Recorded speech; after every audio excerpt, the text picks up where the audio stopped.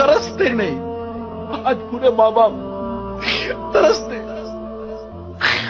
شادیاں کروا دیتے کہ اولاد الگ ہو جائے, مگر یہ شادی کے بعد بیوی بچوں کی محبت میں اتنی گم ہو جاتی ہے کہ اس کو ماں باپ کی قدر و منزلت نہیں دیتے, ماں باپ کا ادب و احترام باقی نہیں رہتی,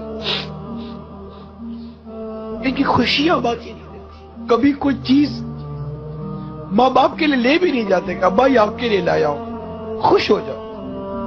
باپ کو جو چیز پسند تھی کبھی بھول کر تو صبح یا دوپہر یا رات میں لے جاؤ. ابا پوچھے بیٹا کیسے ہے, کہ ابا جان یہ میں بازار سے نکلا تھا, میں نے دیکھا آپ کو بہت پسند ہے, میں آپ کے لیے لایا ہوں, اور آؤ دونوں مل کر بیٹھ کر کھاتے ہیں. کبھی ہوا ہے ایسا؟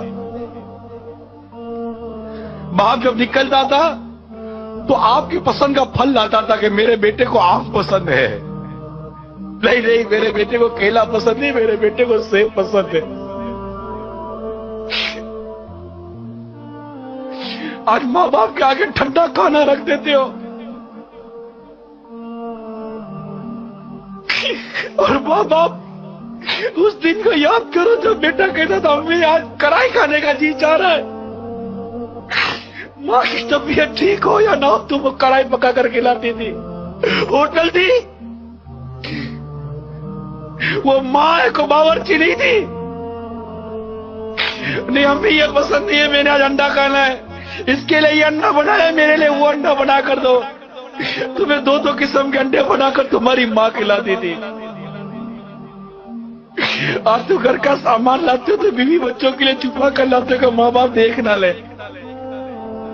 کہ ماں باپ یہ سامان دیکھیں گے تو کہیں گے بیٹا کہاں سے لائے ہو.